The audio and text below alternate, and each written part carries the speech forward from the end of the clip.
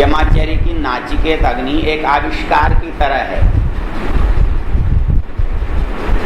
क्यों आविष्कार की तरह है? शेवधीरित्य नित्यम, दुनिया के सारे खजाने कैसे हैं? अनित्यम, अनित्यम। और अनित्य पदार्थों से नित्य कौन है? आत्मा, परमात्मा। वो कहता है कि अनित्य पदार्थों से उस नित्य को प्राप्त नहीं किया जा सकता, ये नियम। मतलब इसीलिए संसार के पदार्थों से उसे प्राप्त नहीं किया जा सकता। बोले ये सामान्य नियम है, लेकिन मैंने एक अद्भुत आविष्कार किया और मैंने अनित्य से नित्य प्राप्त करने का उपाय ढूंढ लिया। बात समझ में आई? नहीं आई? नित्य कहते हैं जो सदा रहता है। इसको कमलेश को फोन पर बता दिया।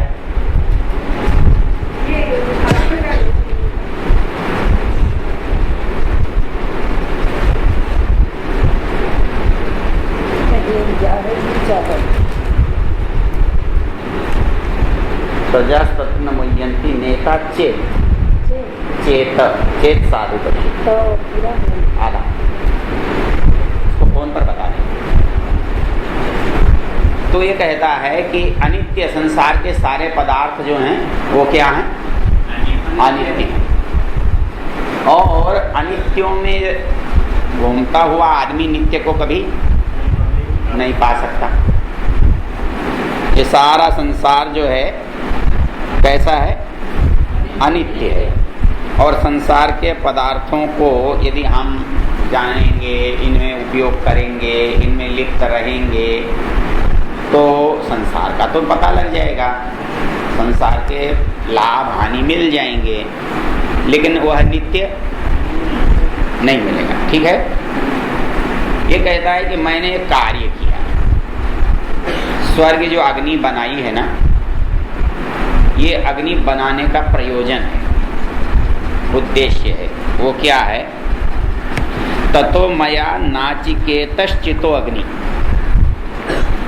मैंने जो नाचिकेत अग्नि बनाया, इसमें मुख्य बिंदु है, इसकी एक ही पंक्ति महत्वपूर्ण है। अनित्यैर द्रव्यै प्राप्तवान अस्मि नित्यम। अनित्यैर द्रव्यै,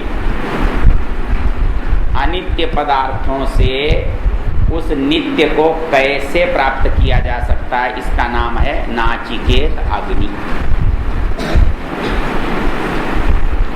अब इसमें अंतर क्या है कि जो हमारा यज्ञ है होता तो कैसा है? द्रव्य यज्ञ है, वस्तुओं से होता है, लेकिन इसका उद्देश्य क्या होता है? आत्मयज्ञ। तो ये कह रहा है कि दुनिया में सब कुछ अस्थिर है, अनिश्चित है, लेकिन मैंने फिर भी एक काम किया जिससे आदमी ब्रह्मचर्य, गृहस्थ, वानप्रस्थ, संन्यास आश्रमों से यात्रा करके आगे आता है। अतः जो नाचिकेत अग्नि का चयन नहीं करता वो एक ही आश्रम में पड़ा रहता है। तो नाचिकेत अग्नि जो चयन करेगा वो कब कैसे करेगा? तीनों संधियों को पार करेगा, तीनों आश्रमों के कर्तव्यों का पालन करेगा। मतलब उन्नति तब होगी जब वो एक को छोड़ेगा, और एक को छोड़कर दूसरी ओर जाना ये बड़ा साहस का काम होता है। आदमी गृहस्थ हो जाता है और जीवन भर गृहस्थी मर जाता है।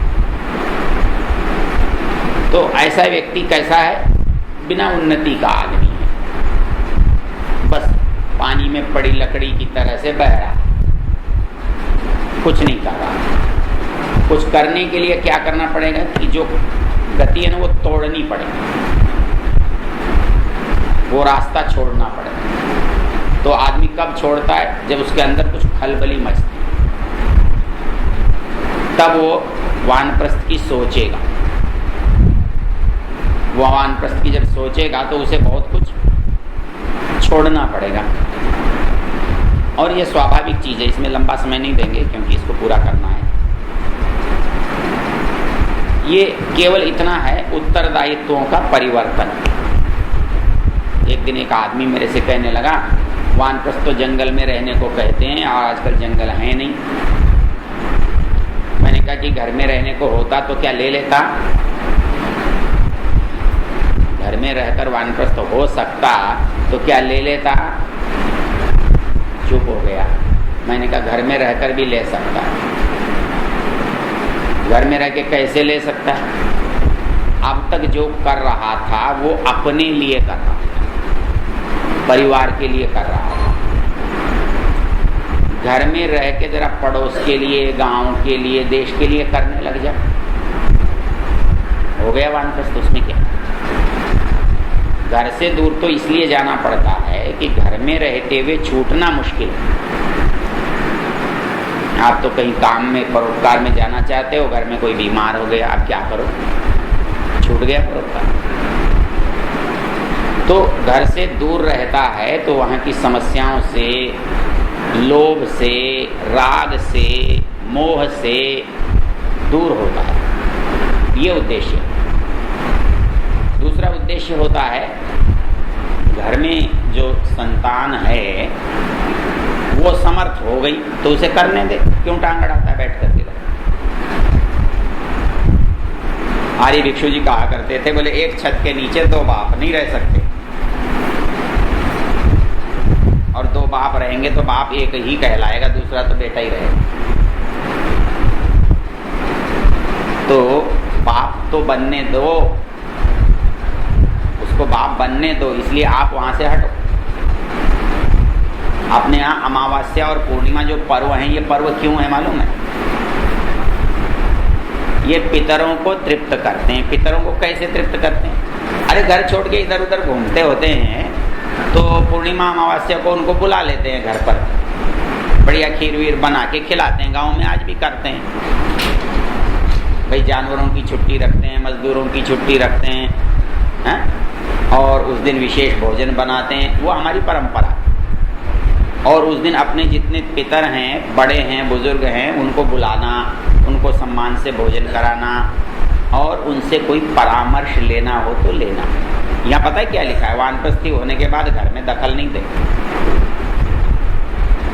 वहाँ क्या होता है? कुल बुलाता रहता है, वो बेटा ऐसा कर रहा है, बाप कहता है ये सत्यानाश कर रहा है, उसको डांटने डपटने लगता है। तो वो कहता है तुमने कर लिया ना, तुमने अकल तो है नहीं। तो फिर लड़ाई किसकी होती है? Generation gap.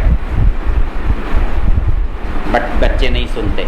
अरे नहीं सुनते तो तू वहाँ बैठा क्यों है सुनने के लिए? चल बाहर, झगड़ा ही नहीं रहेगा सुनने सुनाने का। तो उसको करने का अवसर मिले। वहाँ ये लिखा है कि तब तक घर में न बोले जब तक सलाह मांगी न जाए। और यहाँ तो बिना मांगे ही देने की आदत है, तो झगड़ा तो होता है। तो वानप्रस्थ का अभिप्राय है अपने कर्तव्य पूरे किए, दूसरे के कर्तव्य उनको करने दो, उनमें चौधरी मत बनो। एक ठाकुर साहब थे, उनकी उम्र बहुत लंबी थी।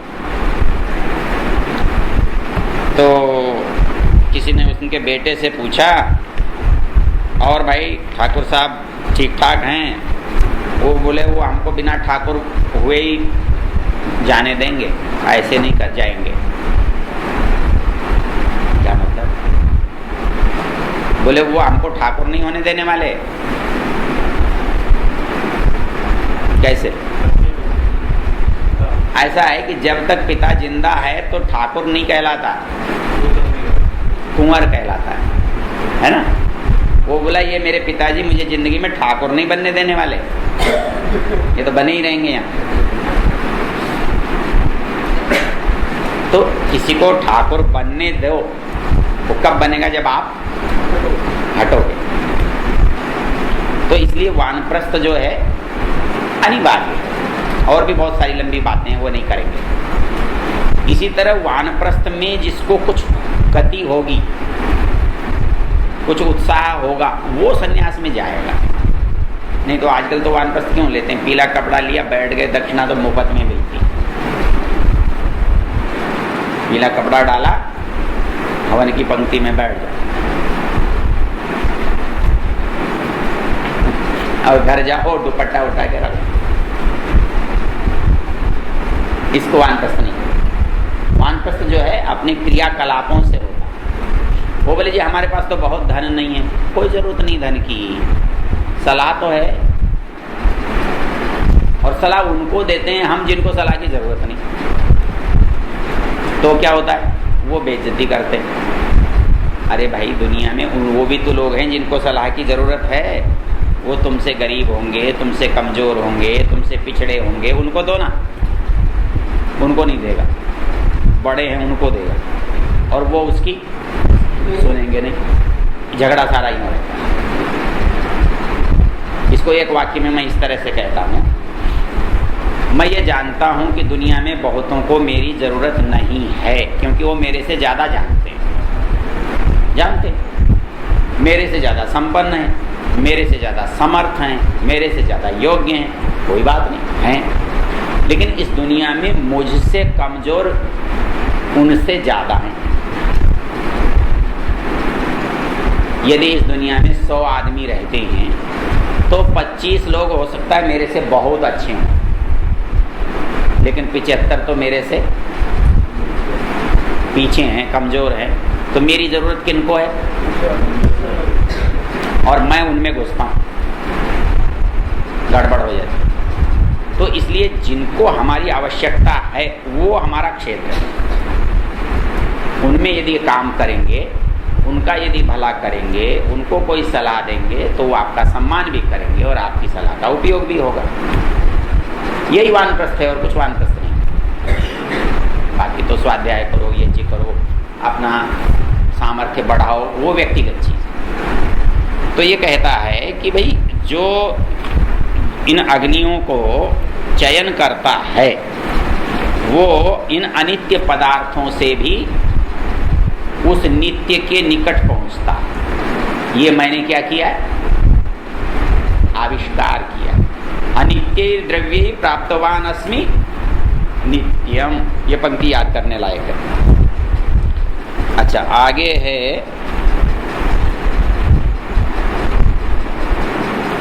आगे 3-4 हैं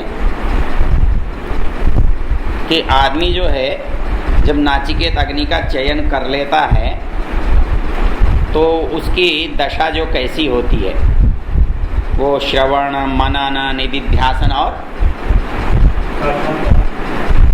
4 चीजें कौन कौन सी बताओ?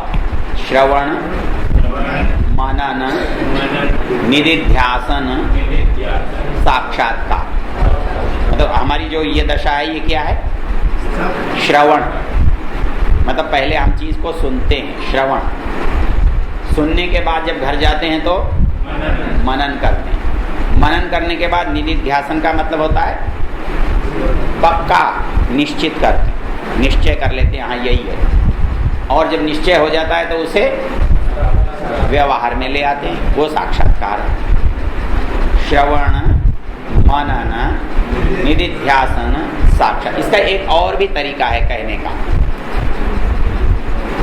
बोलो तो, और पढ़ा हुआ है तुम्हारा। चतुर्भी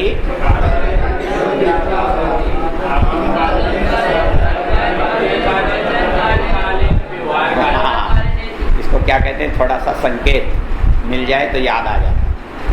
चतुर्भिर प्रकारैर विद्योपयुक्ता भवति। 4 प्रकार से हमारी विद्या जो है वो सार्थक होती है। पहला है आगम का, स्वाध्याय कालेन, प्रवचन कालेन, व्यवहार का। आगम कालेन मतलब प्राप्त करना, उसके बाद उसको पढ़ना। आगम कालेन, स्वाध्याय कालेन, फिर उसको पढ़ाना और फिर उसको काम में लेना। तब ज्ञान हमारा वास्तविकता वाला होता है, पक्का होता है, मजबूत होता है। तो ये कहता है कि जब ये बात ऐसी हो जाए, जो कुछ मैंने नचिकेत को यमाचार्य कह रहे हैं कि भाई जो कुछ कहा है उसे सुनो, जो सुना है उसका मनन करो, और जो मनन किया है उसका निधिध्यासन करो, निधिध्यासन करके जो बताया है उसका साक्षात्कार करो, और यदि उसका साक्षात्कार कर लोगे तो तुम्हें आनंद की प्राप्ति होगी। है? ये कहाँ लिखा है? ये 13वें में लिखा है, जरा पढ़ो तो।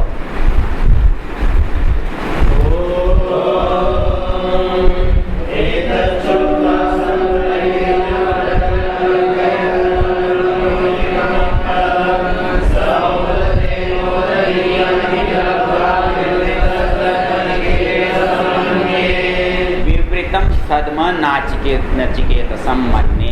अरे भाई, जो इन नाचिकेत अग्नि का चयन कर लेता है उसके लिए सद्म विवृतम भवति। सद्म कहते घर, और विवृतम मतलब, विवृतम किसको कहते हैं? तुम्हारे व्याकरण में आता है। आकार को क्या कहते हैं? विवृत और संवृत। तो संवृत का मतलब होता है सिकोड़ना, और विवृत का मतलब होता है, तो ये कहता है कि घर जो है विवृतम, घर खुला हुआ है, अर्थात जहाँ जाना है ना उसके द्वार सपाट खुले हुए मिलेंगे। विवृतम सद्म नचिकेतसम मन्ये।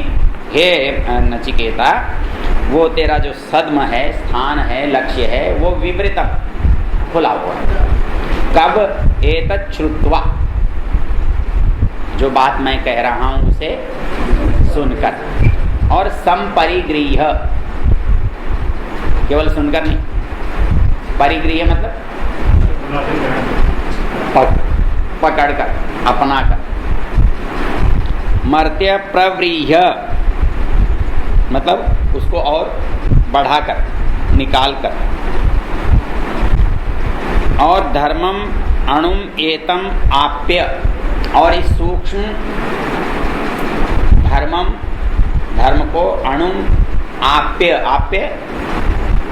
प्राप्त करके, मतलब पहले सुनो, सुनकर उसको ग्रहण करो, ग्रहण करके उसे बढ़ाओ, बढ़ा करके उसको लक्ष्य को प्राप्त करो। तो ऐसा करने पर क्या होता? मोदते मोदनीयम ही लब्ध्वा, मोदनीयम लब्ध्वा। जो प्रसन्नता का कारण है, जब वो मिल जाए तो आदमी क्या करता है? मोदते, प्रसन्न होता है। भाई मोदक किससे बना है? मुद से बना है ना, मुदी हर्षे। तो जो प्रसन्नता का देने वाला उसे मोदक कहते हैं। और अपने यहाँ मोदक किसको कहते हैं? लड्डू को कहते हैं। मिलता है कभी? तो कहता है कि जब वो मिलता है तो व्यक्ति क्या करता है? मोदनीयम लब्ध्वा मोदते, अत्यंत प्रसन्न होता है। और ऐसा होता है जैसे उसके द्वार जो हैं खुल गए। आगे 4-5 पंक्तियां बहुत ही काम की हैं, उनको देखते हैं। अच्छा, कैसे हैं देखिए, पढ़िए। अन्यत्र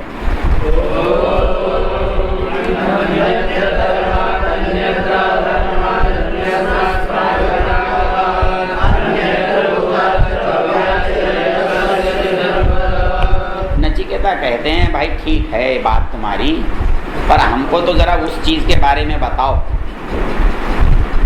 किसके बारे में? बोले अन्यत्र धर्मात्, जो धर्म से भी अलग है। अन्यत्र अधर्मात्, जो अधर्म से भी अलग है। अन्यत्र कृतात्, जो कृत से भी अलग है। अन्यत्र अकृतात्, जो अकर्म से भी अलग है। अन्यत्र भूतात्, जो भूत से भी अलग है। अन्यत्र भव्यात्, जो भविष्य से भी अलग है। वो कौन है? यत् पश्यसि, जिसे तू जानता है।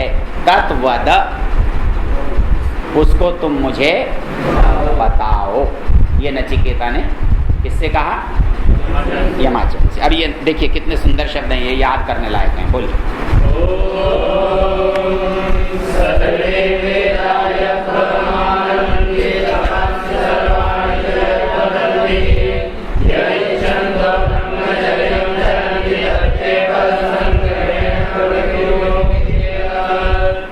ऐसा नहीं लगता, इतना दुख पाके उसे मिला, वो तो हमें वैसे ही मिला हुआ है।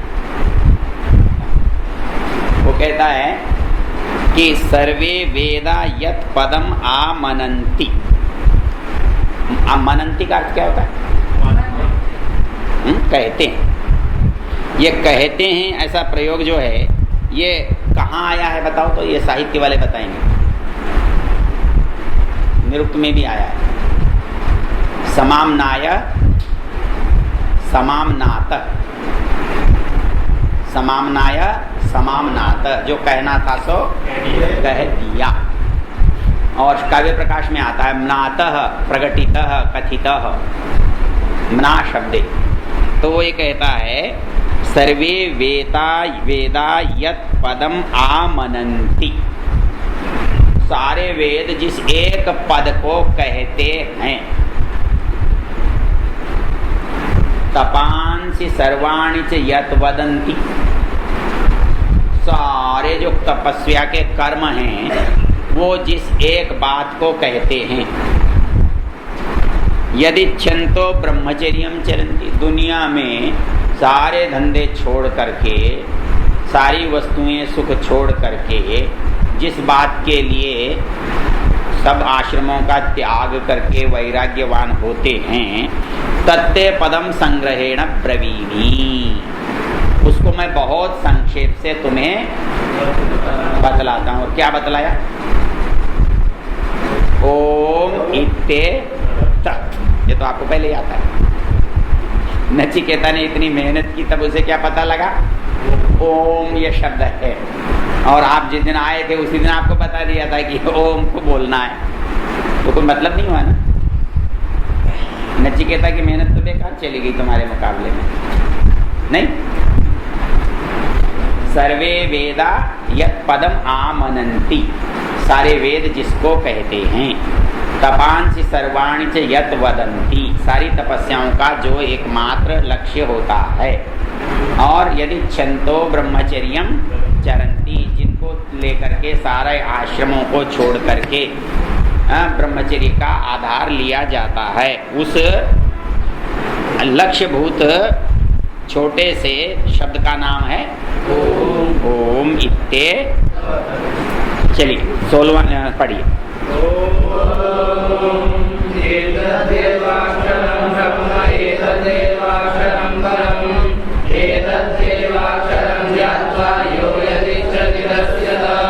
बोले भाई समझने की बात तो इतनी है। एतद्धेवाक्षरम ब्रह्म।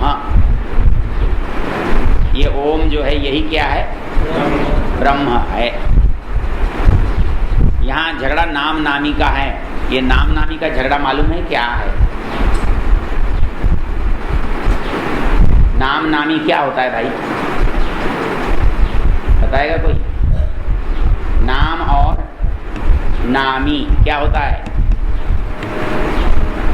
नहीं? नाम तो जो भी संज्ञा है, और नामी जिसकी संज्ञा है। नहीं भाई, नाम संज्ञा, नामी संजी, मतलब जिसकी संज्ञा है। और सब जगह तो नाम और नामी अलग अलग होते हैं, लेकिन ओम के साथ ये झगड़ा दूसरा है। वहाँ नाम नामी जो है ना वो एक है। मतलब हम जितने बैठे हैं नाम से हम सब अलग हैं। हमारा नाम है वो, लेकिन हम नाम नहीं हैं। हम नाम से अलग हैं, क्योंकि नाम हम पर थोपा गया है। हम यहाँ कोई ऐसा व्यक्ति बैठा है जिसने अपना नाम पैदा होकर सीधा ही लाया होगा जन्म से?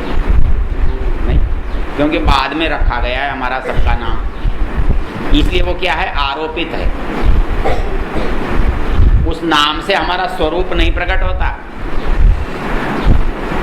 होता है क्या? नाम के रोडीमल और है भिखारी, उसका स्वरूप थोड़ी प्रकट होता है नाम से।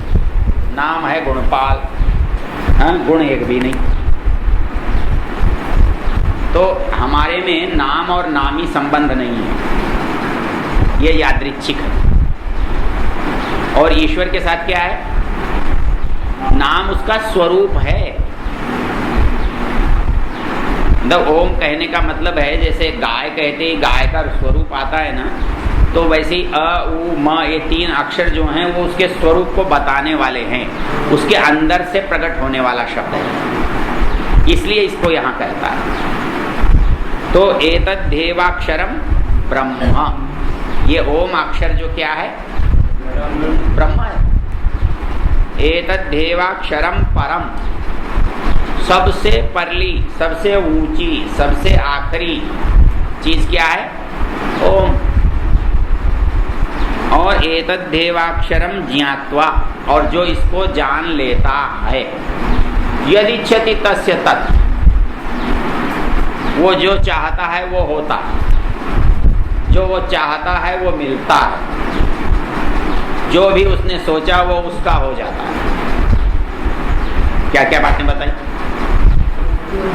एतद् देवाक्षरम ब्रह्म, क्या हुआ? ये अक्षर जो है एतद् देवाक्षरम परम, ये अक्षर जो है उच्चतम है, परम है। एतद् देवाक्षरम ज्ञात्वा, जो इसको जान लेता है क्या हो जाता है, यदिच्छति तस्य तत्, जो चाहता है वो उसे। चलिए अगला 17वां पढ़िए।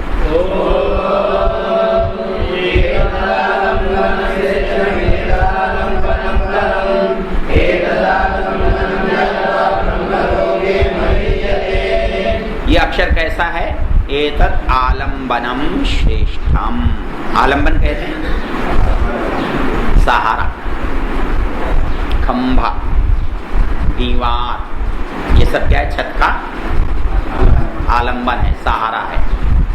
और हर मनुष्य क्या चाहता है, कुर्सी पर बैठता है तो जरा पीछे लगता है, नहीं, सहारा। कोई भी टिकता है तो कैसे टिकता है, सहारे से टिकता है। तो इसलिए दुनिया में आदमी सहारे ढूंढता रहता है,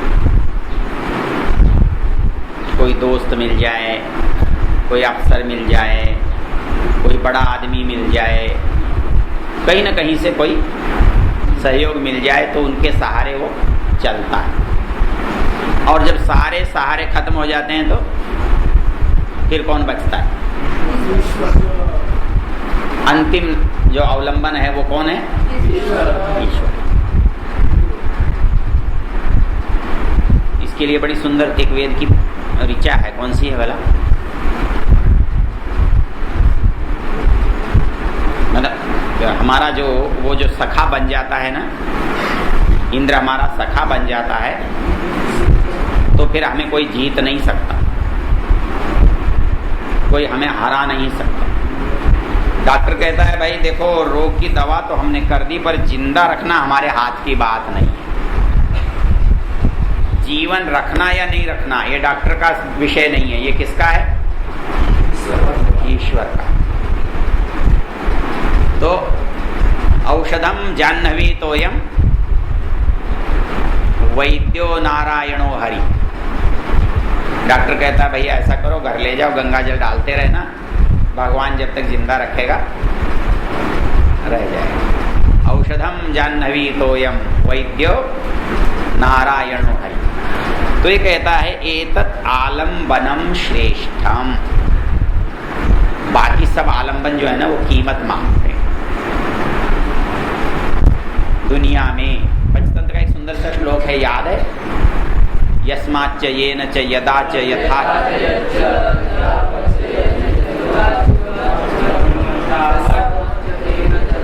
तथा च तच्च,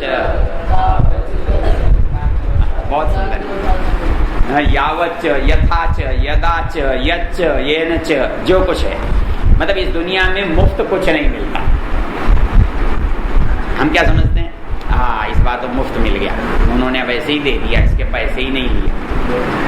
कहता है नहीं, दुनिया में कहीं भी कभी भी किसी को भी कुछ भी मुफ्त नहीं मिलता। किसी ने कुछ दिया है तो बदले में कभी न कभी कुछ न कुछ कहीं न कहीं देना। आपको किसी ने वस्तु दी है तो आप समय दोगे, किसी ने आपकी सिफारिश की है तो आप उसका काम करोगे, किसी ने आपकी कोई सहायता की है तो मौका आने पर उसकी सहायता करोगे। मुफ्त कुछ भी नहीं है इस दुनिया में। यदि आप इस सिद्धांत को समझ लो तो किसी से लेने की इच्छा नहीं करोगे। आदमी लेने की इच्छा क्यों करता है? चुकाना तो है ही नहीं, ले लो। जैसे भारत सरकार के कर्जे हैं ना, वो कोई भी लेना चाहता है। क्यों? किसने वसूल करने हैं। लेकिन यदि आप इस सिद्धांत को देखें तो दुनिया में मुफ्त किसी को कभी भी नहीं मिला। तो इसलिए जिससे भी आप कुछ भी लोगे बदले में उसे देना पड़े, ये नियम। इसलिए जो समझदार आदमी है वो लेना नहीं चाहता, क्योंकि वो ऋण है, कर्जा है। दान भी है तो भी कर्जा है, उसको कुछ ही कहीं चुकाना तो पड़ेगा। तो इसलिए व्यक्तिगत जीवन के लिए व्यक्ति सोचता है मैं नहीं लूं, और नहीं लूं ये सिद्धांत जो है ना, यही भारतीय संस्कृति में है और कुछ भी नहीं। वो ये सोचता है मैं किसी का भी ऋणी न बनूं। और दूसरा क्या सोचता है? कर्जा लेके मर जाऊं तो क्या कर लेगा। या तो वो कहता है कि भगवान कैसा है? एतद आलम्बनम श्रेष्ठम। और सब सारे छूट जाते हैं। माता पिता का छूट जाता है, गुरुजनों का छूट जाता है, अधिकारियों का छूट जाता है, यार दोस्तों का छूट जाता है, पास पड़ोसियों का छूट जाता है, परिवार के जनों का छूट जाता है। और जब कोई नहीं बचता तो आदमी क्या कहता है? अब भगवान तू ही बचा ले। तो भले आदमी जब आखिर में वहां जाना है तो इन सारे झंझटों को छोड़ और पहले ही उसे पकड़ ले। इतना ही सा फर्क तो है। सहारा तो हमें चाहिए, बिना सहारे तो दुनिया में कोई नहीं है। इसलिए हम जो आसपास है उसे ढूंढते हैं। और शास्त्र क्या कह रहा है? उसे पकड़ जो कभी समाप्त नहीं होता, जो कभी ना नहीं करता, जो कभी दुर्लभ नहीं होता। मेरा बहुत अच्छा मित्र है, मेरी मदद करता है, पर मैं मुसीबत में पड़ा हूं, उस समय दूसरे गांव गया हुआ है, क्या करूं? नहीं मिल सकती सहायता। लेकिन ईश्वर कैसा सहायक है? कभी तो दूर नहीं जाता, कभी उसके घर कमी नहीं पड़ती, कभी वो हमको अलग नहीं करता, कभी वो देने से इनकार नहीं करता, और उसके पास सब कुछ है, सदा है, सब जगह है। तो इसलिए वो कहता है एतद आलम्बनम श्रेष्ठम। सहारे ही लेने हैं तो फिर ऐसे वैसे सहारों को क्या लेना। वो कहते हैं ना, एक अकबर कहीं भूल गया था ना, क्या भूल गया था? रास्ता। और किसी खेत में चला गया, भूख लगी बहुत, तो उसने तरबूज खिला दिया किसान ने। वो बोला देख ये पता ले ले, और जब कभी तुझे जरूरत हो तो मेरे यहाँ आना। तो एक दिन उसे याद आया किसी अकाल के मौके पर, यार बादशाह आया था हमारे घर में, चलो आज बादशाह के घर चलते हैं, कुछ मदद ले आएंगे। वो गया तो खबर भिजवाई, तो उन्होंने कहा भाई भेजो उसे। बोले बैठो। तो थोड़ी देर हुई बादशाह को आने में। बोले क्या कर रहा था भाई ऐसे ऐसे ऐसे करके? वो बोला मैं अल्लाह से दुआ मांग रहा था। बोले तुझे मांगनी पड़ती है? बोले हाँ अल्लाह से तो मुझे मांगनी। अरे बोले फिर तेरे से क्या? अल्लाह से ही मांग लेंगे। अपनी चादर डाली कंधे पर और चल दिया वापस। हाँ मांगते से क्या मांगना। तो कहता है एतद आलम्बनम श्रेष्ठम, और एतद आलम्बनम परम, आखिरी सहारा। इसके बाद कोई सहारा नहीं बचता। वो कहता है एतद आलम्बनम श्रेष्ठम, एतद आलम्बनम परम, एतद आलम्बनम ज्ञात्वा यो ब्रह्मलोके महीयते। जो इस सहारे को ले लेता है वो ब्रह्मलोक में महान महत्ता को प्राप्त करता है, वो महत्वशाली हो जाता है। ये चलो ये तो अगले दो श्लोक ऐसे हैं दोनों तीनों, ये बहुत आसान है जो गीता में आपके पढ़े हुए हैं। पढ़ी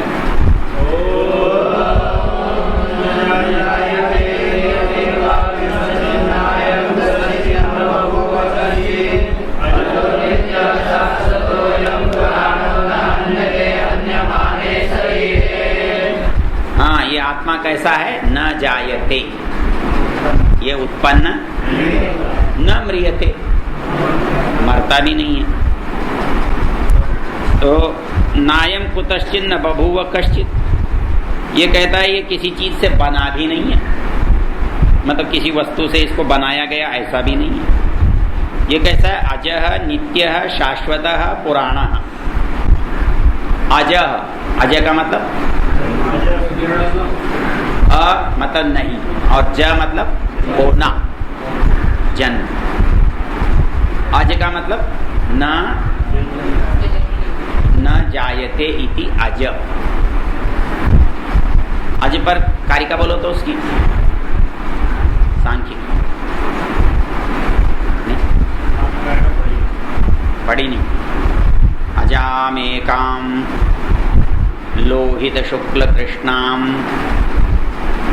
सृजमानां स्वरूपा अजो ह्येको जुषमाणोऽनुशेते भुक्त भोगाम जहत्येनाम अजो अन्यः। ये श्वेताश्वतर में भी है, श्वेताश्वतर में वो कहता है सब अज ही अज है यहाँ दुनिया में। एक अज है, एक अजा है, दो अजो, दो अज हैं, एक अजा है। तो जो विदेशी लोग हैं ना वो मूर्खानंद, वो क्या करते हैं, कोश में अज का मतलब क्या होता है? बकरा, और अजा का मतलब होता है बकरी। तो वो कहते हैं ये जो है ना, ये हिंदू बोले ये इनका भगवान जो है ना वो बकरे में है, लेकिन इसका अर्थ क्या होता है? अजाम एकाम लोहित शुक्ल कृष्णा। अजा जो है वो प्रकृति है, न जायते, वो पैदा नहीं होती, नित्य। वो कैसी है? लोहित शुक्ल कृष्णा। लोहित कहते हैं लाल, शुक्ल और कृष्ण, इनको बदल देंगे तो क्या बनेगा? सत्व, रज और तम, वो तीन गुणों वाली है। अजामेकाम लोहित शुक्ल कृष्णाम सृजमानाम स्वरूपा, जो अपने जैसों को पैदा करती है। बहुभी प्रजाम सृजमानाम स्वरूपा, बहुत सारी वस्तुओं को बनाती है, सारे संसार को बनाती है। अजो ये को जुष्माणोनुशेते, और एक अज है वो इसका शासक है।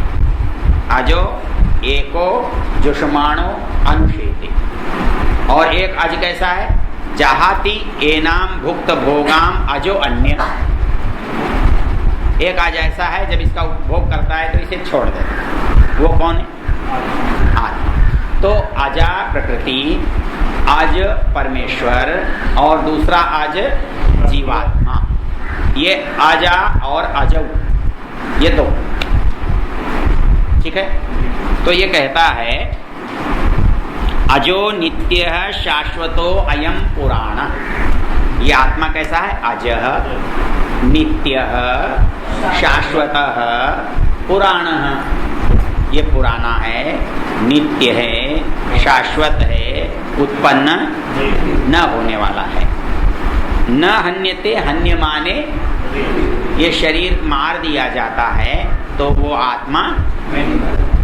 हाँ, कौन सा मंत्र याद किया था कल परसों?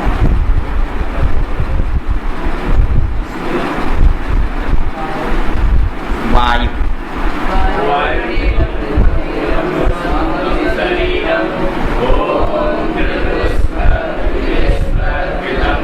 हाँ, वो आत्मा कैसा है? वायु अनिलम अमृतम, और शरीरम कैसा है? भस्म। तो ये कहता है न हन्यते, हन्यमाने शरीरे, ये शरीर के नष्ट होने पर जो नष्ट नहीं होता। चलिए 19।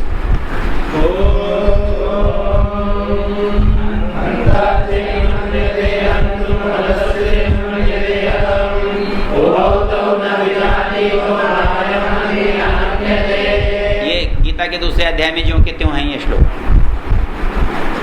हंता चेन मन्यते हंतुम, कोई उसे मारना चाहता है, मारने वाला। हतश्चेन मन्यते हतम, कोई सोचता है मैं मर गया या मर जाऊंगा। वो बहुत तो न भी जाने, तो दोनों अनजान है। क्यों?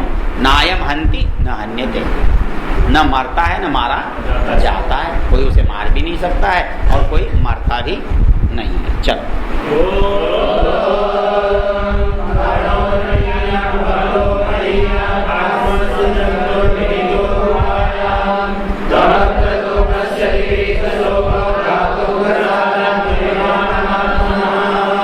अब यहाँ दूसरा आ गया बीच में, जीवात्मा के साथ कोई और आ गया। कौन? अणोरणीयान, जो सूक्ष्म से भी, हाँ, और लेकिन कैसा है? महतो, महान से भी महान है। आत्मा से जंतुर निहितो गुहायम, वो रहता कहाँ है? आत्मा जंतु के गुहा में, आत्मा के अंदर, आत्मा के अंदर। तमक क्रतु पश्यति वीत शोको, जो कर्म बंधन से मुक्त हो जाता है, वीत शोक हो जाता है, वो ही उसे देख पाता है। तमक क्रतु पश्यति वीत शोक, जिसका शोक चला गया है, अक्रतु जो कर्म बंधन से रहित हो गया है, स पश्यति, कब पश्यति? धातु प्रसादांत, प्रसाद से, कृपा से। किसकी कृपा से? धाता परमेश्वर, वो उसके अपने अंदर विद्यमान परमात्मा को वो क्या करता है? देख पाता है। चलिए,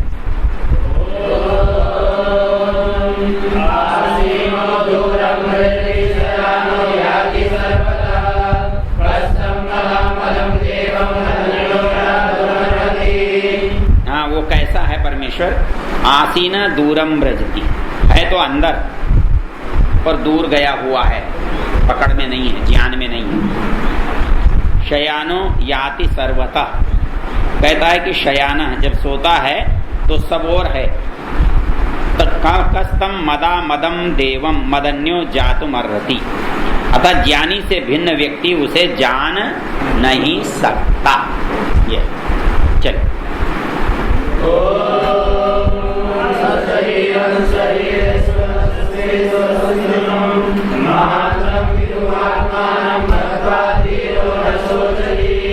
जब जीवात्मा जो है परमात्मा को देख लेता है, कब देख लेता है? अशरीरम शरीरेषु, है तो शरीरों में पर शरीर वाला नहीं। अशरीरम शरीरेषु अनवस्थेषु अवस्थितम, चंचल वस्तुओं में स्थिर है। आपको वस्तुएं तो चंचल लग रही हैं, लेकिन वो उसमें स्थिर है, विद्यमान है उसकी। ऐसे महंतम विभुमात्मान, वो महान है, विभु, विभु विभु व्यापक, विभु का अर्थ होता है व्यापक। ऐसे आत्मा को मत्वा जानकर धीरः न शोचति, धीर व्यक्ति शोक को प्राप्त नहीं होता। अगला मंत्र पढ़ो और फिर इसके बारे में बताओ कि इसका इतिहास क्या है। चलिए,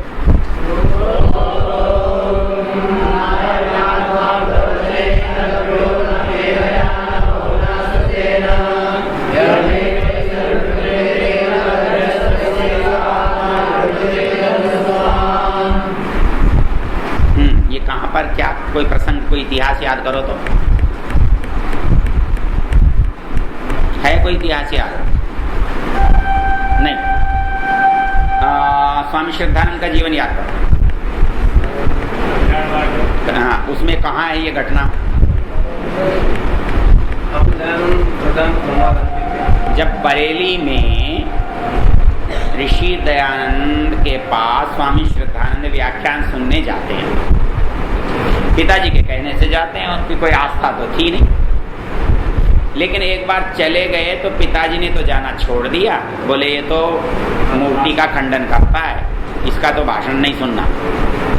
लेकिन मुंशीराम ने जाना जारी रखा और 10 दिन तक जाते रहे और अंत में प्रश्नोत्तर करते रहे। प्रतिदिन प्रश्नोत्तर करते थे व्याख्यान के बाद। अंतिम दिन वो ये कहने लगे, स्वामी जी आपने मुझे चुप तो कर दिया, मेरे प्रश्नों का तो उत्तर दे दिया, बुद्धि से तो मैं निरुत्तर हो गया, किंतु विश्वास नहीं हुआ।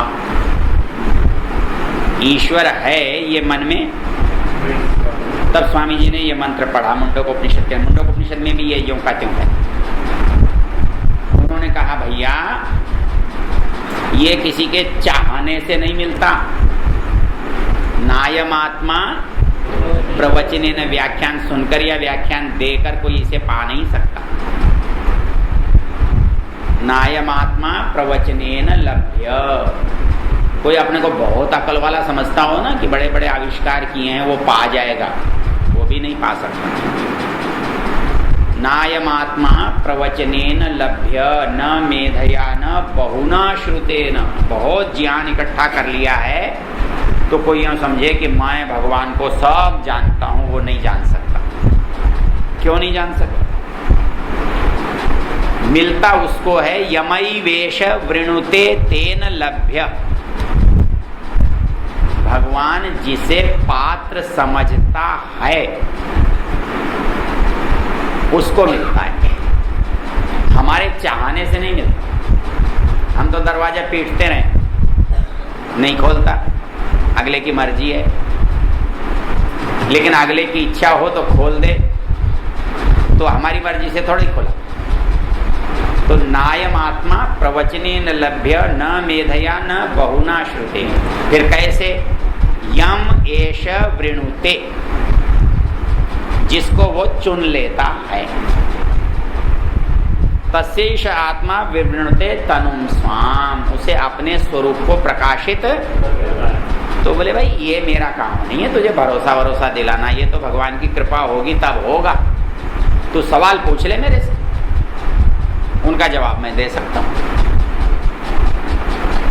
तो ईश्वर बातों से, ईश्वर पोथों से, ईश्वर बहुत उखाड़ पछाड़ व्यायाम करने से, ईश्वर बल से वो नहीं प्राप्त हो।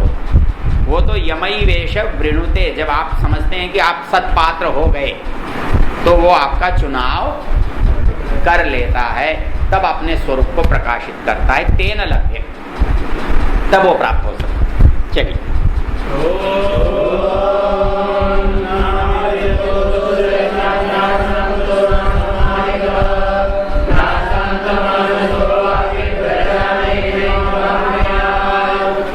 वो किसी जल्दबाज को नहीं मिलता।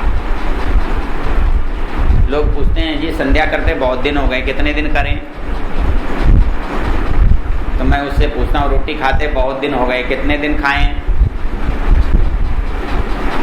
क्यों भाई आप संध्या करते तो बहुत दिन हो गए, आप तो छोड़ दें, तो भोजन भी छोड़ देगा। मैंने कहा भाई तू यात्रा पर निकला है, कहाँ जा रहा है? बोला हैदराबाद जा रहा हूँ। कब तक चलेगा? कब तक चलेगा बताओ? जब तक हैदराबाद नहीं है। तो यार संध्या एक तेरी यात्रा है, यात्रा पर निकला है ना, कब तक चलेगा? अरे भले आदमी, एक एमए की डिग्री के लिए 16 साल 18 साल 20 साल 22 साल चलना पड़ता है और उसके बाद भी कुछ होता नहीं। तो उस परमेश्वर को प्राप्त करने के लिए तो जन्म जन्मांतर लगते हैं। तो कब तक का क्या सवाल है? जब तक मिल नहीं जाए तब तक चलता रहे। गरज है तो चलेगा। कोई कहते हैं जितने कैसे चलूं? मत चल भाई, तुझे जाना है शहर तक। बोले चला नहीं जाता, बैठ जा। तो शहर तो आने से रहा है, आराम से बैठ जा, फिर जब ठीक हो जाए तब चला जा। तो कोई कहे जी मुझे ईश्वर प्राप्त तो करना है पर अभी तो बहुत काम है। कोई बात नहीं, यहाँ के काम निपटा ले, जब निपट जाए तब चलना। जल्दी क्या? जल्दी तो कुछ भी नहीं, लेकिन पहुंचोगे तो तभी ना जब यात्रा करोगे। यात्रा ही नहीं करोगे तो पहुंचोगे कैसे? भाई कदम चाहे धीरे रखो, तेजी से रखो, जब रखोगे तभी तो पहुंचोगे, और नहीं रखोगे उल्टे चलोगे तो कैसे पहुंचोगे? तो ये कहता है न अविरतः दुश्चरितात्, दुश्चरित से जो हटा नहीं है बुरे आचरणों से, वो उसे नहीं पा सकता। ना शांतो, जो शांत नहीं है वो पा नहीं सकता। न समाहितः, जिसका मन समाधिस्थ नहीं है संतुष्ट नहीं है वो नहीं पा सकता। न अशांत मनसो वापी, जो अस्थिर मन वाला है वो भी नहीं पा सकता। तो कौन पा सकता है? प्रज्ञाने नैनम आपनुयात्, कहता प्रकृष्ट ज्ञान से ही वो प्राप्त हो सकता है। चलिए,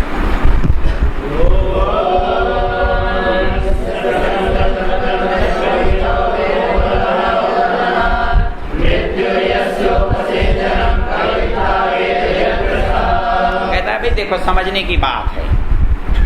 समझने की बात क्या है? दुनिया में कुछ भी हो रहा है, वो हो क्या रहा है? बस भगवान और कुछ नहीं कर रहा है, सबको दाल भात की तरह खाए जा रहा है। किसी दाल भात को खाने में कितनी देर लगती है? तो ये कहता है यस्य ब्रह्मचर्य क्षत्रम च, कोई बहुत ज्ञानी है, कोई बहुत बलवान है, कोई बहुत राजा है, कोई बहुत विद्वान है, होगा और आ जाएगा तो एक ग्रास में चला जाएगा। यत्र ब्रह्मचर्य क्षत्रंच उभे भवत ओदने, कहता है ये दोनों भात बन जाते हैं दुनिया में जो भी है। और वो करता क्या है? और मृत्यु के घी से, दाल से, सब्जी से उसको मिला लेता है और खा लेता है। भाई ये सारा संसार उसका क्या है? भोजन है। इनको इकट्ठा करता है, इसमें मौत को मिला लेता है। जैसे आप भात में घी और दाल मिला लेते हैं और फिर क्या कर लेते हैं? खा जाते हैं। बस वो भी यही करता है। जितने जो दादा बनते हैं ना, उन सब को लाकर मिलाकर चट कर जाए। बोले जिस दिन ये समझ में आ जाए ना ये कौन क्या कर रहा है, तब समझ में आता है कि ईश्वर क्या है। अच्छा, अब तीसरी वल्ली में तीसरा मंत्र है। ये बहुत प्रसिद्ध है और आपको याद है। इसको देखते हैं, जो बच्चे हैं उसको दूसरे दौर में देखेंगे। चलिए,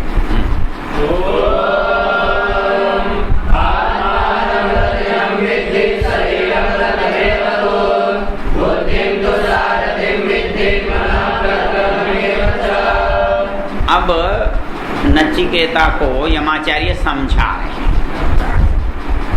भाई ये जो शरीर है ना, ये शरीर क्या है? इसके शरीर में जो रहने वाले और जो वस्तुएं पदार्थ हैं वो क्या हैं? उनका एक रूपक है। रूपक मतलब किसी को किसी चीज का स्वरूप देके समझाया जाता है।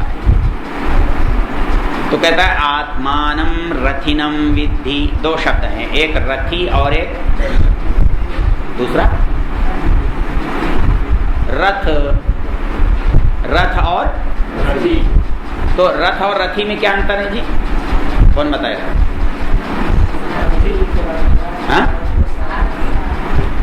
गलत है। मालिक को नौकर बना दिया भले आदमी ने। रथ और रथी, धन और धनी।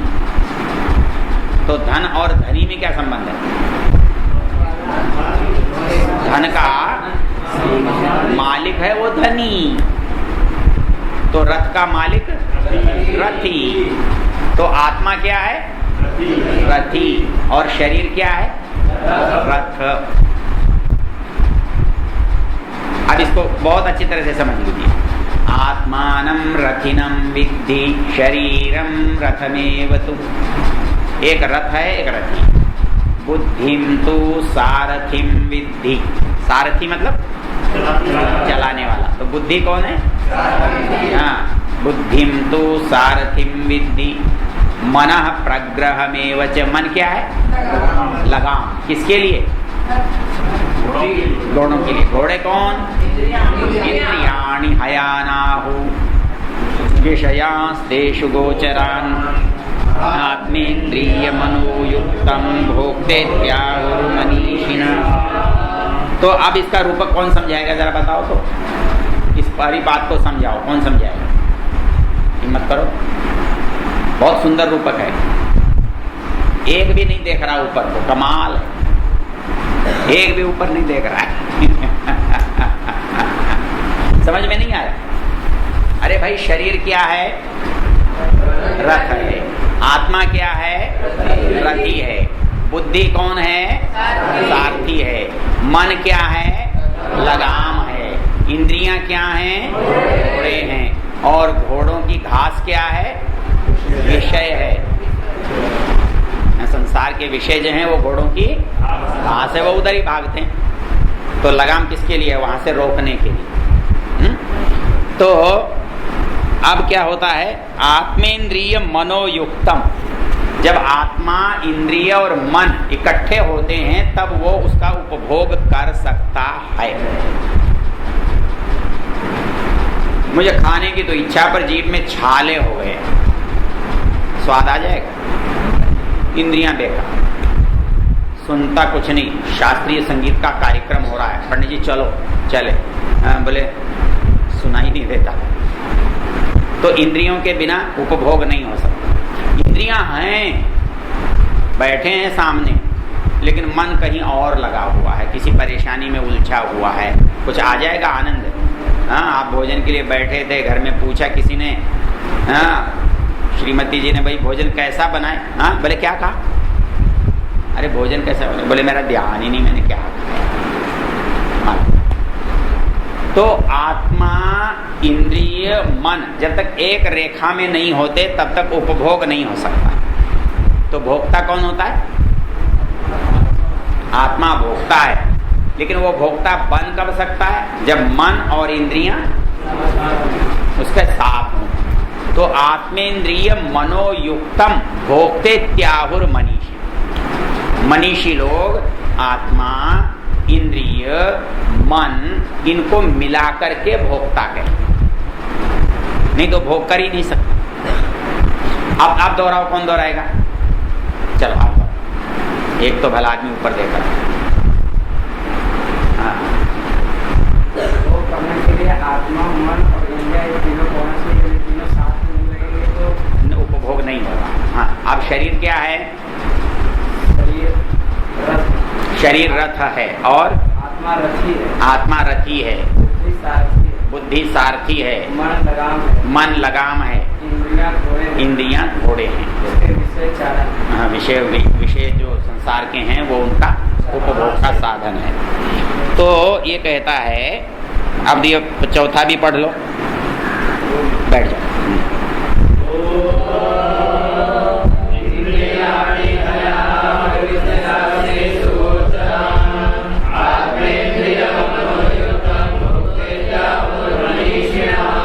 अब ये चीजें सबके पास हैं, दुनिया में जो भी हैं। शरीर है, शरीर को धारण करने वाला शरीरी है, शरीर के साथ मन है, बुद्धि है, इंद्रियां हैं। लेकिन अब इनका कभी क्या होता है? लगाम खुली छोड़ देता है, फिर घोड़े कहाँ जाते हैं? तो घास चरने में चले जाते हैं। फिर आप तापते रह जाओगे, जाना कहाँ था और चले कहीं गए। तो इसके लिए शास्त्र कहता है दो शब्द हैं, विज्ञानवान और अविज्ञानवान। विज्ञानवान जो समझदार, और अविज्ञानवान जो ना समझ है। तो क्या ना समझ करता है और क्या समझदार करता है, वो अगली पंक्तियों में। चलिए,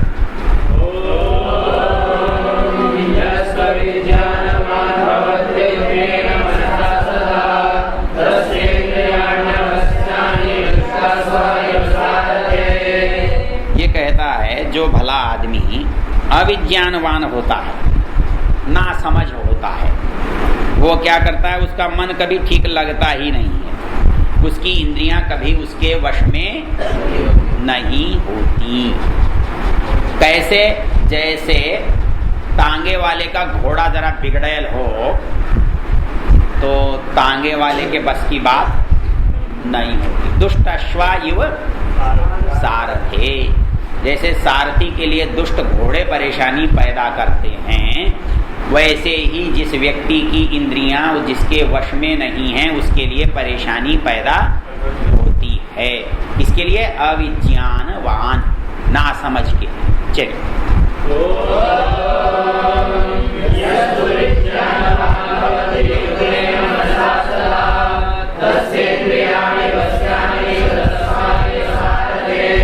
हाँ, जिसने अपने मन को वश में कर रखा है, तो मन लगाम हाथ में है तो घोड़ा कहाँ जाएगा? तो जिसने मन को वश में कर रखा है तो उसकी इंद्रियां अपने आप वश में रहती हैं। मतलब इंद्रियां स्वयं नहीं जा सकती, इंद्रियों को कौन ले जाता है? मन ले जाता है। तो इसलिए मन को वश में रखोगे तो इंद्रियां वश में रहेंगी। तो ये कहता है यस्तु विज्ञानवान भवति, जो समझदार होता है। समझदार कौन होता है? युक्तेन मनसा सदा, जिसका मन जिसकी पकड़ में रहता है। ऐसा व्यक्ति कौन होता है? समझदार होता है, विज्ञानवान होता है। तो तस्येन्द्रियाणि वश्याणि, उसकी इंद्रियां सदा उसके कैसे? उदाहरण है सदश्वा इव सारथे, जैसे अच्छे घोड़े सईस के काबू में रहते हैं, सारथी के अधिकार में अच्छे घोड़े जैसे चलते हैं, वैसे ही जिसका मन काबू में है उसकी इंद्रियां भी अच्छी तरह से चलती हैं। ठीक है। इसी बात को दूसरे शब्दों में कहा है, वहां पवित्र और अपवित्र शब्दों का प्रयोग किया। चलिए,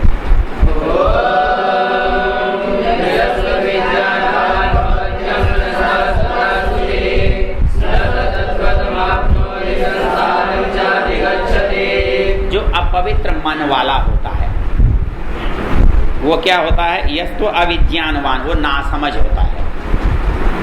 अन्य मनस्क, जिसका मन यूं ही इधर उधर डोलता रहता है, वो न तत्पदम आपनोति, वह कभी भी परमेश्वर को प्राप्त नहीं। और संसारम चाधिगच्छति, इस संसार के चक्र में लोटपोट होता रहता है। तो इसलिए जो पवित्र है, जो मन नियंत्रित करने वाला है, जो विज्ञानवान है, वही इसको प्राप्त करता है। जो नहीं करता वो इस पद को, परमेश्वर को, स्थान को प्राप्त नहीं कर सकता। इसी बात को दूसरे शब्दों में कहा है, पढ़िए।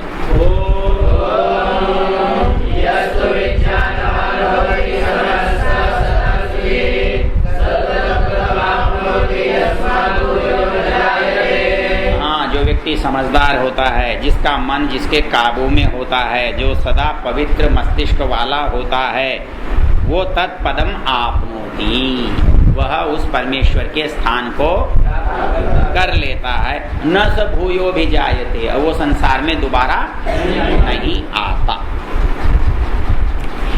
अब क्या कहता है ये? चलो अगला भी काम का। चलो,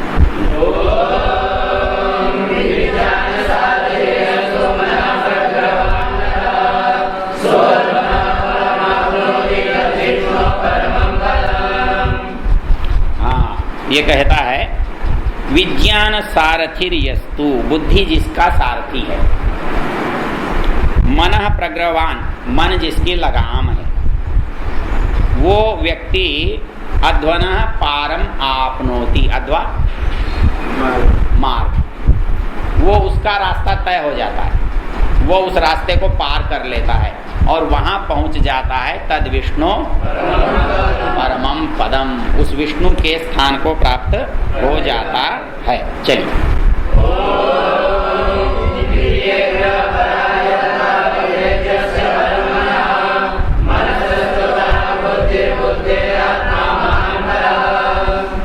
हाँ, अब पर का अर्थ यहाँ क्या है? सूक्ष्म। पर का अर्थ यहाँ है सूक्ष्म। इंद्रियेभ्य परायर्था, इंद्रियों से जो अर्थ हैं वो क्या हैं? सूक्ष्म हैं, परे हैं। अर्थेभ्यश्च परम मनः, मन उनसे भी परे है। और मनसः परा बुद्धि, बुद्धि उससे भी परे है। और बुद्धेरात्मा महान पर, जो यहाँ महान जो है वो किसके लिए आया है? इसने तो महान नहीं लिया है, इसने तो आत्मा, जो सतत गतिशील आत्मा है, महत तत्व से, उससे भी परे है। आत्मा से भी, मतलब महत तत्व से भी आत्मा परे है, सूक्ष्म है। जो प्रथम इसमें, क्योंकि सृष्टि बनती है तब कैसे बनती है?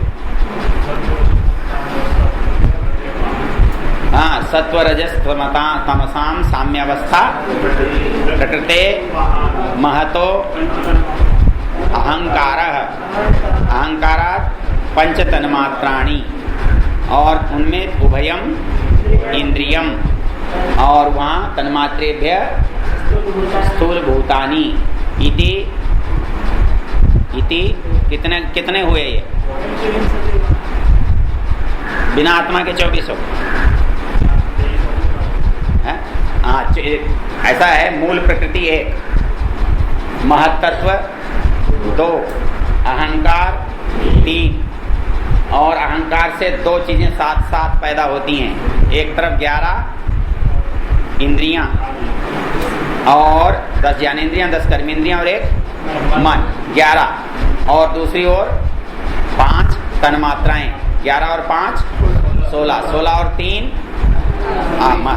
प्रकृति, महत्तत्व और अहंकार 3, और तन्मात्राओं से 5 महाभूत। तन्मात्राएं थे महाभूत, कितने हो गए? 24 हो गए। लेकिन परमात्मा को गिनोगे तो 26 हो जाएगा। पंचविंशति तत्वज्ञों यत्र पुत्राश्रमे वसन जटी मुंडी शिखी वापी मुच्यते नात्र संशय। पंचविंशति तत्वज्ञ, जो गिनती है वो सही है, जो भी है कोई बात नहीं। तो वो ये कहता है कि इंद्रियों से परे अर्थ होता है, अर्थ से परे मन होता है, मन से परे बुद्धि होती है, और बुद्धि से परे महान होता है आत्मा। महत पर, उससे भी परे महत होता है, और महत से परे क्या होता है वो बताता है आगे। चलिए,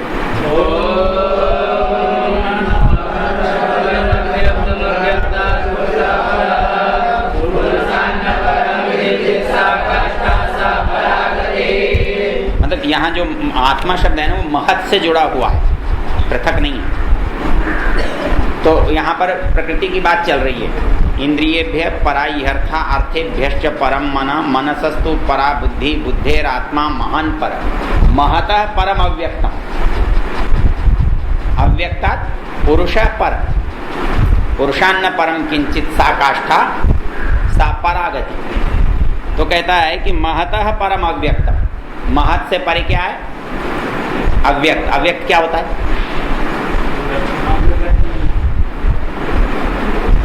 प्रकृति को कहते हैं, मूल प्रकृति को अव्यक्त कहते हैं। बाकी तो व्यक्त हो रहा है, जो बन रहा है वो व्यक्त है, और जो बना नहीं है जैसे का तैसा रहता है वो अव्यक्त है। महतः परम अव्यक्तम, अव्यक्तात् पुरुषः पर, अव्यक्त से परे वो चेतन है। पुरुषान्न परम किंचित सा काष्ठा, और पुरुष से परे कुछ है क्या? पता सा काष्ठा। काष्ठा मतलब काष्ठा, काष्ठा शब्द का अर्थ क्या है? अरे काष्ठा कहते किसको हैं? अवधि, सीमा, पराकाष्ठा, अंतिम सीमा। सा काष्ठा सा परा गति ही। चलिए 12वां बोल लीजिए।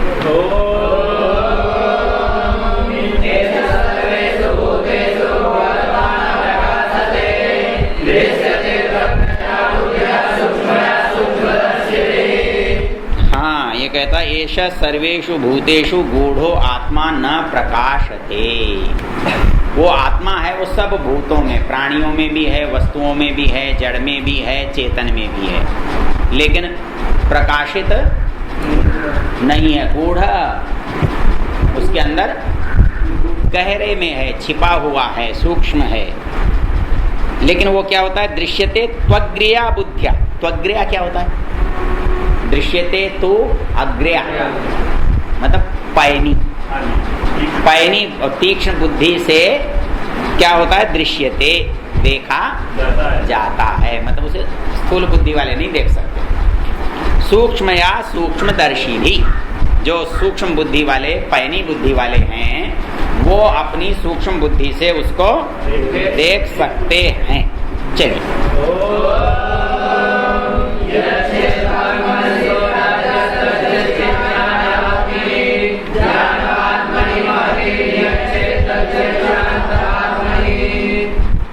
हाँ, अब इसके लिए कहता है कि आपको चलना पड़ेगा। कैसे चलना पड़ेगा?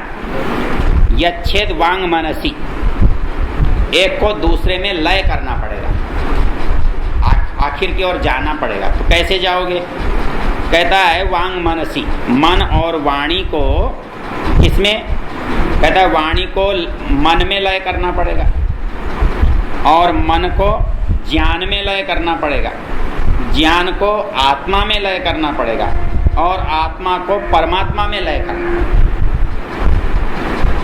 ये लौटना पड़ेगा ना।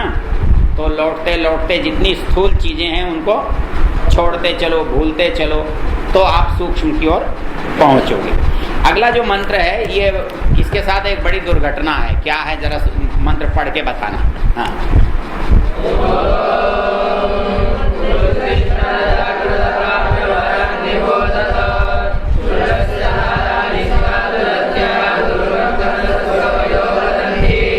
बताओ ये क्यों प्रसिद्ध है और उस प्रसिद्धि के पीछे कारण क्या है?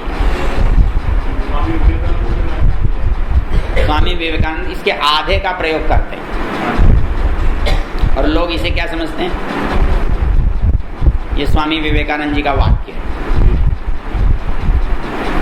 उत्तिष्ठत जागृत प्राप्य वरान निबोधत। वो इसका जो अर्थ करते हैं वो भी इसका अर्थ नहीं होता, लगभग भाव होता है। ये कहता है भाई खड़े हो जाओ, उठ जाओ, उत्तिष्ठत, उठ जाओ, जागृत, अरे अब तो जागो, प्राप्य वरान, जो अपने से बेहतर हैं, श्रेष्ठ हैं, निबोधत, चीज को समझो। वो इसका अर्थ ये नहीं करते, वो कहते हैं लक्ष्य से पहले मत रुको, उठो जागो और लक्ष्य से पहले मत रुको जवानों। ये विवेकानंद का दर्शन हो जाता है। लेकिन ये कठोपनिषद का जो वाक्य है, उत्तिष्ठत, उठो, जागृत, जागो, प्राप्य वरान निबोधत, जो अपने से ऊंचे हैं, बेहतर हैं, जानकार हैं, उनसे उसको समझो और क्या करो? क्षुरस्य धारा निशिता दुरत्यया। जिस रास्ते पर तुम चलना चाहते हो ना, वो छुरे की नोक पर चलने जैसा है। क्षुरम, छुरा, और उसकी जो धार है और वो बड़ी पैनी है, उसके ऊपर चलना जैसा कठिन होता है, वैसा परमेश्वर को पाने का रास्ता है। क्या करना इतना जगह चल करके? क्या विचार है? बेकार है ना। अरे क्षुरस्य धारा निशिता दुरत्यया, मतलब इतना कठिन है कि छुरे के धार पर चलना तो आसान हो सकता है, लेकिन इस रास्ते पर चलना तो छुरे की धार पर चलने से भी कठिन है। क्यों?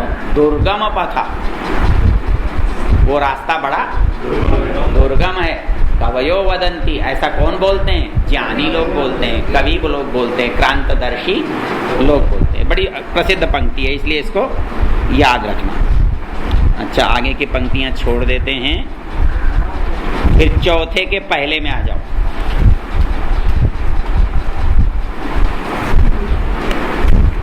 परांची खानी।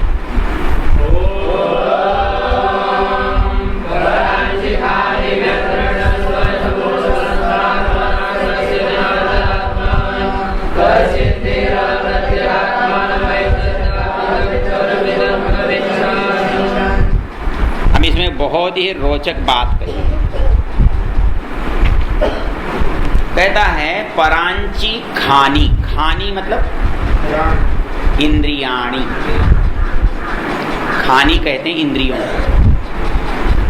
और इंद्रियाणी परांची, इनकी आदत है बाहर जाने की। इनको अंदर जाने को बोलो तो कोई नहीं जाता, कान से बोलो अंदर का सुन ले तो सुनेगा, आंख से बोलो अंदर का देखेगा तो देखेगा। हाँ, मन बाहर भागता है। तो परांची खानी व्यतृणत स्वयं, स्वयंभू परमात्मा ने इंद्रियों को बाहर की ओर जाने वाला बनाया है, इसलिए ये अंदर जाने को तैयार नहीं होती। तस्मात् परांग पश्यति, ये बाहर ही बाहर दौड़ती। अच्छा, भगवान ने दो फायदे किए, यदि अंदर देखती होती तो क्या होता, सोच कर देखो।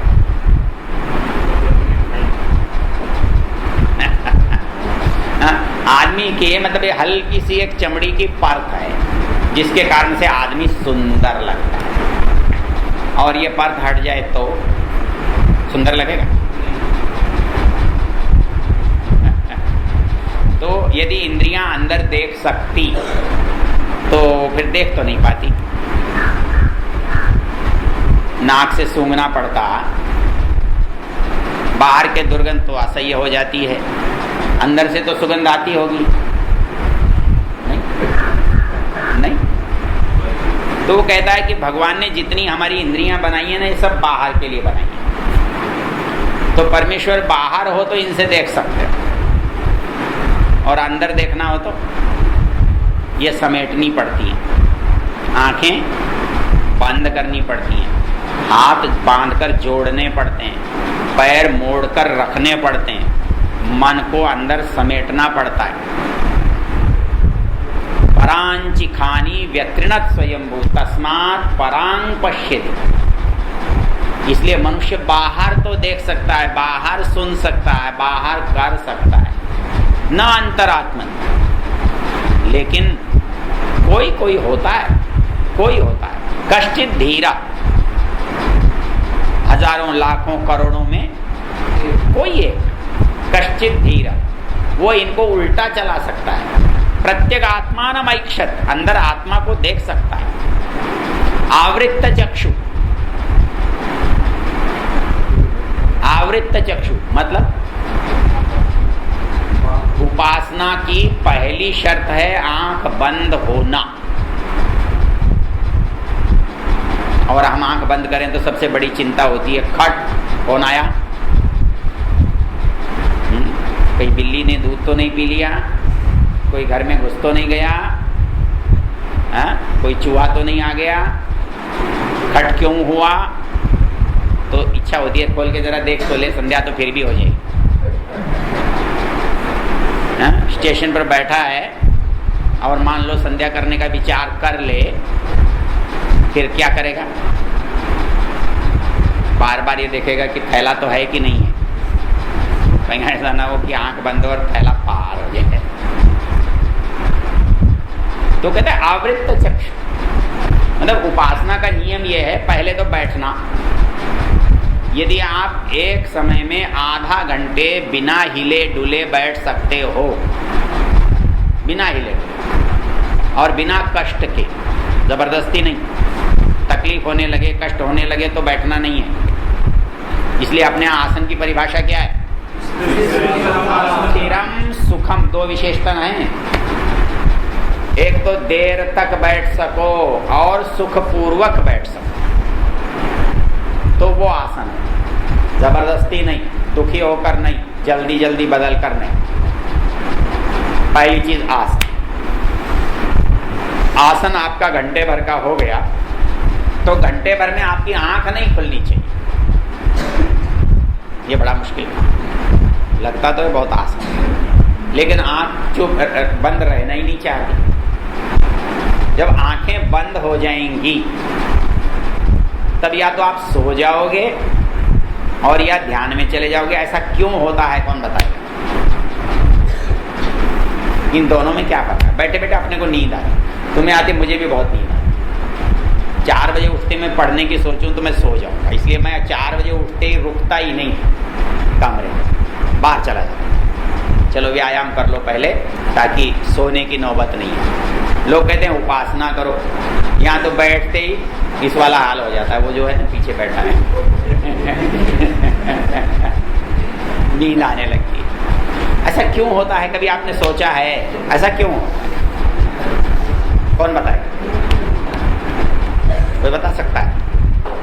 आप तो साधक लोग हो ना। देखो इसमें तरीका क्या होता है। एक आदमी नदी में कूदा, ऊपर से पार चला गया, और एक आदमी नदी में कूदा और नीचे डूब गया।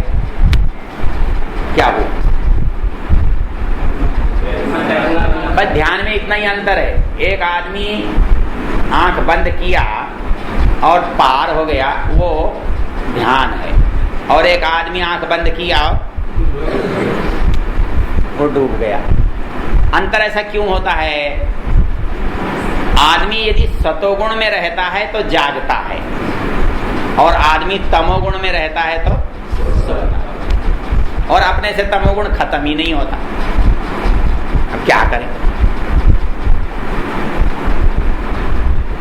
या तो हम रजोगुण में रहें, तो रजोगुण में भक्ति नहीं हो सकती, क्योंकि रजोगुण में क्या होता है? चंचलता होती है।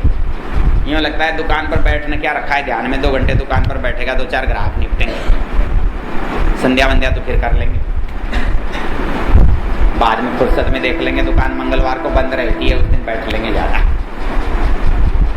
तो रजोगुण में गए तो चंचल रहोगे, तमोगुण में गए तो सो जाओगे, और सतोगुण आना नहीं। अपनी संध्या यूं होती है, या तो इधर उधर ताकते रहोगे, देखते रहोगे, सोचते रहोगे, तब कहाँ किस में होते हो? रजोगुण में। और बैठते ही सो जाओगे तो किस में होगे? तो अब ध्यान किसका लगता है? सोच लो। कुछ आचार्यों का लगता होगा, अपना तो लगता नहीं। तो है क्या, ध्यान जो है तब तक नहीं लगता जब तक सतोगुण में परिस्थिति में हम नहीं होते, और सतोगुण की परिस्थिति लाना सबसे मुख्य काम है, और ये बहुत कठिन है। क्योंकि जैसे ही सतोगुण की परिस्थिति आती है तो आदमी हल्का होता है, चैतन्य होता है, स्फूर्तिमान होता है, उसको हर समय कुछ जल्दी से, उत्साह से कुछ करने की इच्छा होती है। तो ध्यान में जब सतोगुण मुख्य हो जाता है तब उसका ध्यान लगता है, नहीं तो सोएगा, निश्चित सोएगा, और कोई काम ही नहीं, आंख बंद हुई और सो गया। क्यों? अब सतोगुण तो पास में है ही नहीं। तो निद्रा कब आती है? तमोगुण में। रात को जब तमोगुण प्रधान होता है तो नींद आती है, इसलिए साधना में बैठते ही नींद आई तो मतलब तमोगुण हो गया। अब सतोगुण कैसे आए, ये मूल समस्या। सतोगुण कैसे आ सकता है, सोचकर देखो तो। सवेरे परीक्षा है, आदमी थोड़ी देर सोना चाहता है, सोता है? सो नहीं। सवेरे गाड़ी पकड़नी है, लेटा तो है पर मन में आता है कहीं ऐसा ना हो गाड़ी छूट जाए। तो जिस दिन हमारे मन में परमेश्वर के प्रति इतना ही आकर्षण हो जाए। हाँ, एक ने वो, मैं जा रहा था कहाँ पर, हाँ मधीलवाड़ा, तो एक ट्रक पर लिखा हुआ था, हमने पढ़ा, क्या लिखा था? लोग कहते हैं प्यार करने वालों को नींद नहीं आती, कोई हमसे प्यार कर लो क्योंकि हमें बहुत नींद आती है।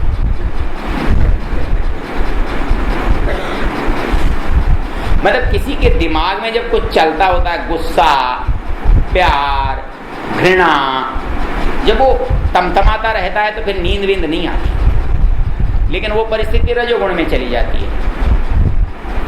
लेकिन इच्छा, ज्ञान की ललक, उत्कंठा, जिज्ञासा, तीव्रता हो किसकी? परमेश्वर को जानने की, तब हमारे अंदर ध्यान वाली बात आ सकती है, सतोगुण की प्रबलता हो सकती है। लेकिन वो तब हो सकती है जब इससे वो उत्तम लगे, वो जरूरी लगे, ऐसा लगे कि कहीं छूट तो नहीं जाएगा।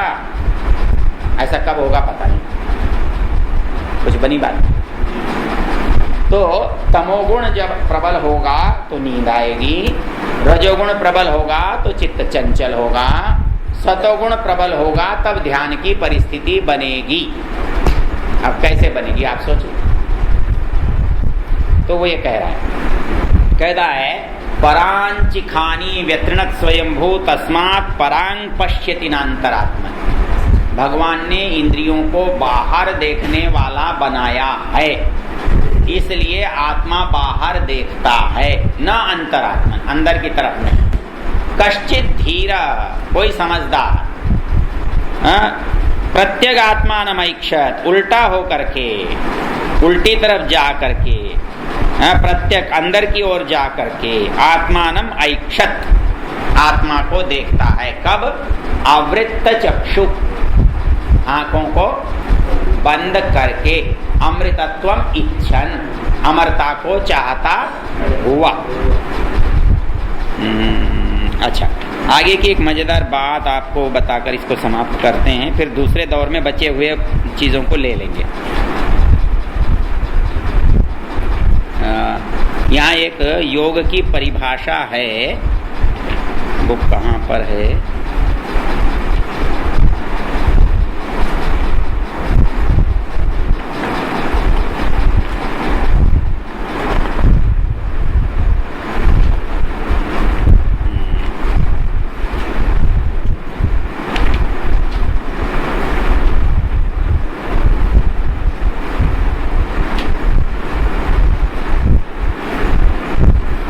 बिल्कुल अंत में है, ये छठी वल्ली में 10वां है। 10वां और 11वां एक बार पढ़ के आज की बात को यहाँ रोकते हैं, फिर शाम को देखेंगे बच्चे हुए। पढ़ो तो।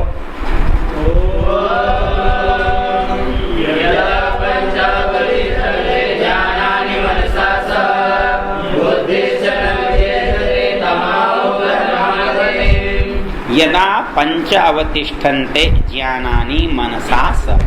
पंच क्या? पंच क्या?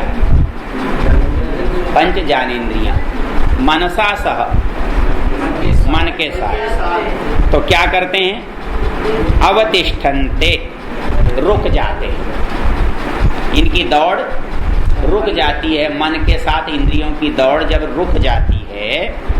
और बुद्धिश्च न विचेष्टते, बुद्धि भी इधर उधर नहीं भागती। उस स्थिति को क्या कहते हैं? परमाम गतिम। वो परम सर्वोच्च स्थिति होती है, परम गति होती है, उसको प्राप्त करना होता है। वो कैसे प्राप्त होती है इसको आगे कहता है 11वें में।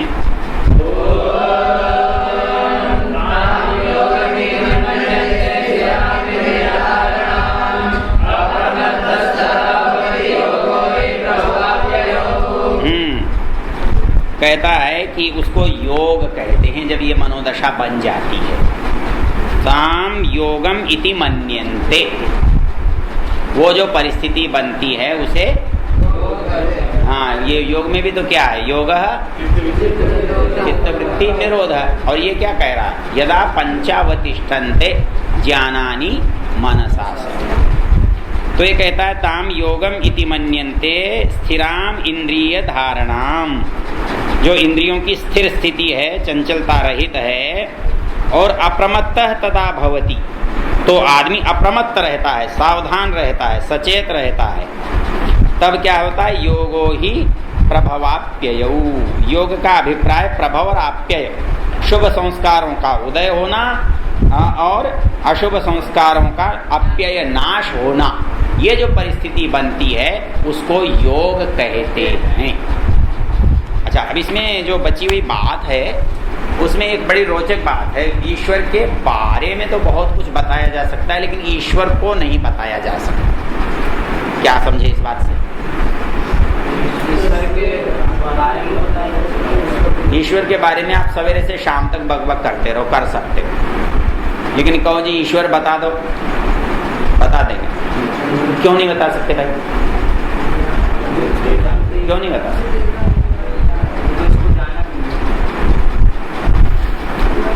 बृहदारण्यकोपनिषद में एक बड़ा रोचक प्रकरण है।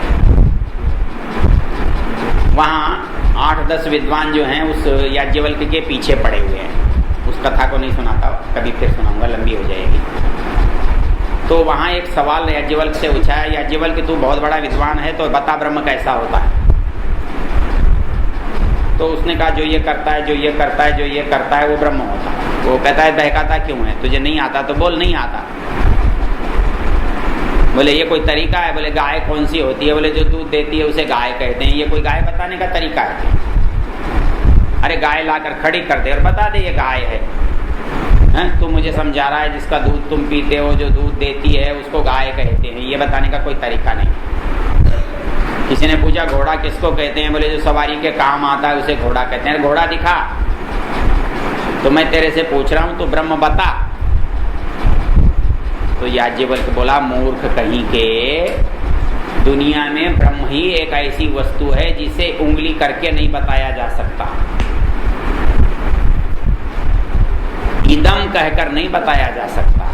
ये बताया जा सकता है कि ये गिलास ब्रह्म नहीं है, ये टेबल ब्रह्म नहीं है, ये माइक ब्रह्म नहीं है, ये मकान ब्रह्म नहीं है, ये व्यक्ति ब्रह्म नहीं है, ये तो बताया जा सकता है। लेकिन ये नहीं बताया जा सकता ये श्रीमान जी ब्रह्म है, ये ऐसा कभी संभव नहीं। समझ में आई बात? तो इदम और एतत् ये है, ये ईश्वर के विषय में नहीं हो सकता, घट ही नहीं सकता। हाँ, दुनिया की सारी चीजों को गिनकर ये कह सकते हो कि ये ईश्वर नहीं है और जो इनसे बचा हुआ वो ब्रह्म है, लेकिन ये कहकर नहीं बता सकते कि देखो ये गिलास है, इस तरह से बता दो कि ये ब्रह्म है, ऐसा नहीं बता सकते। तो यहाँ भी एक ही बात कही है। यहाँ एक 2-3 प्रकरण बड़े लंबे आते हैं, उनमें आखिरी पंक्ति क्या आती है, एतद् वै तत्। बोले ईश्वर कौन है? अरे बोले जो इस संसार को बनाता है, जो इस संसार को चलाता है, जो इस संसार को प्रलय करता है, एतद् वै तत्। जो इस संसार को बनाने वाला, चलाने वाला, प्रलय करने वाला है उसे, ये तो कोई बात ही नहीं। कहता है और कोई तरीका नहीं। तो ऐसे इसमें 10-20 मंत्र हैं जिनकी हर पंक्ति के अंत में क्या मिलेगा, एतद् वै तत्। ऐसा ऐसा ऐसा जो करता है उसे ब्रह्म कहते हैं।